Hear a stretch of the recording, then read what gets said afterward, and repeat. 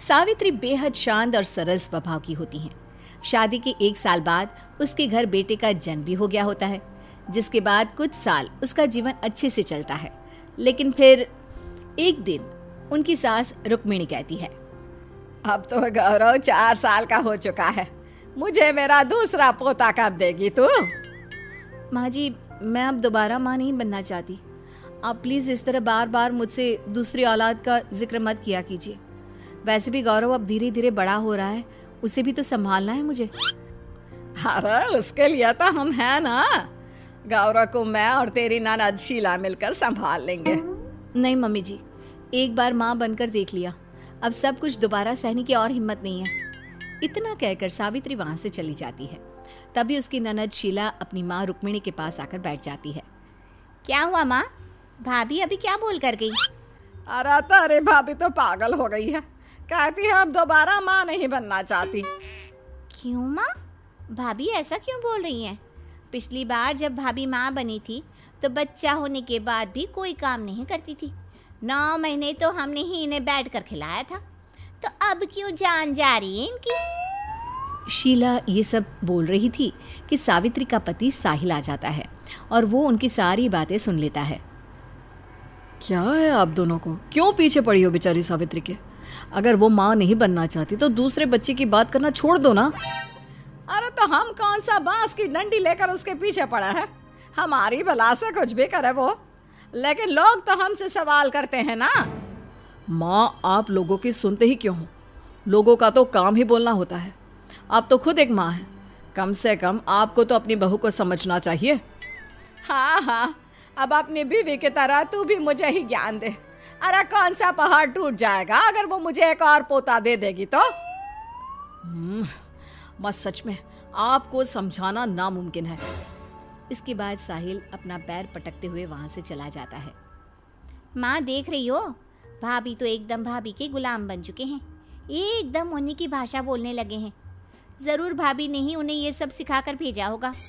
मेरे तो कर्म ही खराब थे जो ऐसी बहू मेरे मत्थे पड़ी। अरे कोई भी एक काम ढंग से नहीं होता इस लड़की से। ऐसे ही दिन बीतने लगते हैं। रुक्मिणी रोजाना सावित्री को ताने देती, अपने पड़ोसियों के सामने उसकी हंसी ठिठोली करती, लेकिन सावित्री कभी कुछ ना कहती, वो सब कुछ सहती रहती। एक दिन रुक्मिणी के घर उसकी कुछ पड़ोसनें आती हैं। अरे रुक्मिणी, तेरी बहू कहाँ है? कहीं दिखाई नहीं दे रही। सावित्री जरा बाहर आना तो। सावित्री सबके लिए चाय नाश्ता लेकर बाहर आती है। बहू, कैसा चल रहा है सब? और तेरा बेटा गौरव कहाँ है? मैं ठीक हूँ आंटी जी, और गौरव तो इस समय प्ले स्कूल गया है। प्ले स्कूल गया है? इतना बड़ा हो गया क्या तेरा बेटा? जी आंटी जी, अब वो पूरे 4 साल का हो चुका है। तो अब दूसरे की तैयारी कर बेटा, और जल्दी से हम सबको खुशखबरी सुना दे। अरे मैं तो इसे 1000 बार बोल बोल कर थक चुकी हूँ, लेकिन यह मेरी सुनती ही कहाँ है। एक हमारा समय था जब हम लोग माँ बनने के सपने देखा करते थे, और एक आज का समय है जहाँ इन लोगों को लगता है कि बच्चा होने से इनकी 0 फिगर वाली कमर खराब हो जाएगी। मैंने ऐसा कब कहा मम्मी जी? अरे तो फिर और क्या कारण होगा जो तू दूसरी औलाद के लिए तैयार नहीं हो रही? क्यों सावित्री, तुझे अपनी कमर की पड़ी है? अरे आज के समय में तो कम से कम 2 बच्चे होने ही चाहिए। नहीं आंटी जी, मैं अब दोबारा माँ नहीं बनना चाहती हूँ, एक बेटा ही काफी है मेरे लिए। अरे पर तू ऐसा क्यों बोल रही है?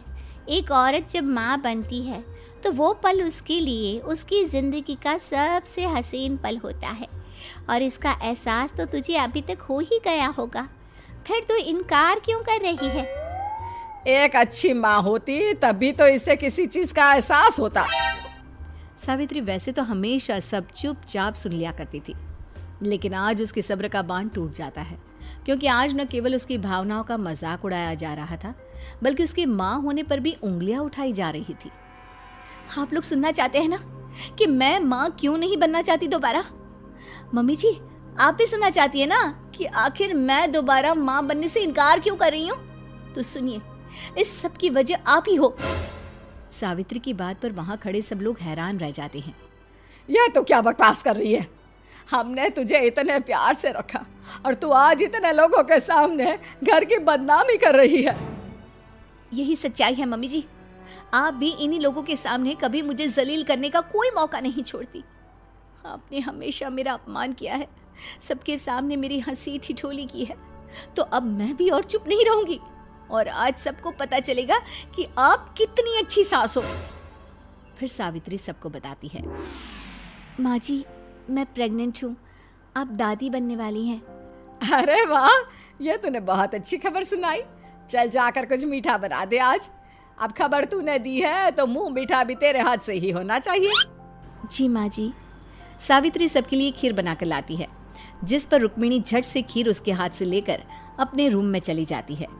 प्रेगनेंसी में भी सावित्री दिन रात घर के कामों में ही लगी रहती। सावित्री की प्रेगनेंसी की शुरुआती 3 महीने ऐसे ही सुबह खाना बनाने, बर्तन धोने, कपड़े और झाड़ू पोछा लगाने में ही बीत गए थे और इसी तरह दिन और दिनों के साथ महीने बीतने लगे और 7वां महीना आ गया। माँ जी, आज बहुत कमजोरी लग रही है, आज मैं काम नहीं कर पाऊंगी। अब सावित्री जरूरत से ज्यादा कमजोर हो चुकी थी और अब उसकी काम करने की क्षमता भी खत्म होने लगी थी, इसलिए वो जितना हो सके आराम करने की कोशिश करती थी। देख रही हो माँ अपनी बहू को, कैसे दिन रात बिस्तर में बैठी रहती है, अभी तक झाड़ू पोछा नहीं लगाया। रुक, उसे तो मैं बताती हूँ। सावित्री, कहाँ मर गई? सावित्री जैसे तैसे उठने की कोशिश करती है और बाहर आती है। जी माँ जी। ये क्या नया नाटक लगा रखा है तूने? झाड़ू पोछा कौन तेरा बाप आकर करेगा? मम्मी जी, आज बहुत थकावट सी महसूस हो रही है, तो मैंने सोचा थोड़ा सा आराम कर लेती हूँ। अरे आराम से बाद में करते रहना, पहले झाड़ू पोछा लगा ले। देख कितना गंदा हो रखा है घर। पर माँ जी, अब तो मेरा 7वां महीना चल रहा है, डॉक्टर ने मुझे झुकने के लिए भी मना किया है। वाह जी वाह, बच्चे हमने भी पैदा किए हैं और उस समय में मैंने तो तुझसे भी कई गुना ज्यादा काम किए थे। यह तो कुछ भी नहीं। चल चल, अपना ड्रामा बंद कर और जाकर घर के सारे काम खत्म कर। अपनी गर्दन को झुकाए हुए सावित्री वहां से चली जाती है और अपने आंसुओं का घूंट पीकर वो फिर से घर के सारे कामों में जुट जाती है। देखते ही देखते 2 महीने और बीत जाते हैं और 9वां महीना शुरू हो जाता है। सावित्री हमेशा की तरह घर का काम कर रही थी और एक शाम खाना बनाते बनाते सावित्री के पेट में असहनीय दर्द उठता है। वो दर्द की वजह से चिल्लाने लगती है। मम्मी जी, शीला, माँ जी। अरे क्या हुआ तुझे? मम्मी जी, मेरे पेट में बहुत तेज दर्द हो रहा है, मुझसे सहन नहीं हो पा रहा ये दर्द। सावित्री को इस हालत में देख वो लोग उसे हॉस्पिटल ले जाते हैं, जहां डॉक्टर्स सावित्री की प्रेगनेंसी को कॉम्प्लिकेटेड बताते हैं। करीबन 2 घंटे के इंतजार के बाद और बड़े ऑपरेशन के बाद आखिरकार बच्चे का जन्म होता है। बधाई हो, लड़का हुआ है। ये सुनकर सभी घर वाले फूले नहीं समाते। सब लोग एक दूसरे को गले लगाते हैं और अगले कुछ दिनों में सावित्री और बच्चे को लेकर सब घर चले आते हैं। अब ऑपरेशन होने के कारण सावित्री बिस्तर से हिल भी नहीं पाती है। घर के काम करना तो दूर की बात थी, लेकिन सास के निरंतर सुनाई देते ताने उसे बिस्तर से उठने पर मजबूर कर देते हैं। दिन बीतते हैं और एक दिन। सुन सावित्री, कल बच्चे का नामकरण है। अपने मायके वालों से बोल देना कि मेरे बेटे और पति के लिए 2-2 सोने की अंगूठी, मेरे लिए साड़ी, बिछुए, पायल, मांग टीका और तेरी ननद के लिए एक अच्छे से सोने के हार का सेट भेज दे, ठीक वैसा ही जो तूने अपनी शादी में पहना था। मम्मी जी, आप जानती हैं ना, मेरे परिवार वालों के पास इतना पैसा नहीं है कि वो आप लोगों को इतना कुछ दे सके। अरे ज्यादा जुबान चलाने की जरूरत नहीं है, यह परंपरा है जो उन्हें निभानी तो पड़ेगी ही। आखिर हमारी भी तो समाज में कोई इज्जत है, सब कुछ देख कर चलना होता है, समझी ना? रुक्मिणी की मांग देखकर सावित्री का कलेजा बाहर आ जाता है। उसे अपने मायके वालों की टेंशन सताई जाती है। वो सारी बातें अपने घर वालों को बताती है, जिसके बाद उसके माता पिता बच्चे के नामकरण के दिन अपने घर को गिरवी रख रुक्मिणी की इच्छा पूरी करते हैं। और इसीलिए उसी दिन मैंने सोच लिया था कि मैं दोबारा मां नहीं बनूंगी। मेरे पापा के पास एक छोटा सा मकान ही था बस, जिसे भी उन्होंने मम्मी जी की मांग पूरी करने के लिए गिरवी रख दिया। अब आप लोग ही बताइए कि पहले बच्चे के नामकरण में जब मम्मी जी ने इतना कुछ मांग लिया कि मेरे पापा के सिर से छत हट गई, तो दूसरे बच्चे के होने पर तो शायद ये उनसे उनकी जान ही ले लेंगी। और मम्मी जी, मुझे बहुत अच्छे से पता है कि आपको दूसरा बच्चा घर की खुशियों के लिए नहीं बल्कि अपनी जेब भरने के लिए चाहिए। सावित्री की बातें सुनकर सभी दंग रह जाते हैं। रुक्मिणी और शीला का सिर शर्म से झुक जाता है। मुझे नहीं पता था कि हमारी उन मांगों की वजह से तेरे पापा को घर गिरवी रखना पड़ा। मुझे माफ कर दे बेटा, मैंने तेरे साथ बिल्कुल अच्छा नहीं किया।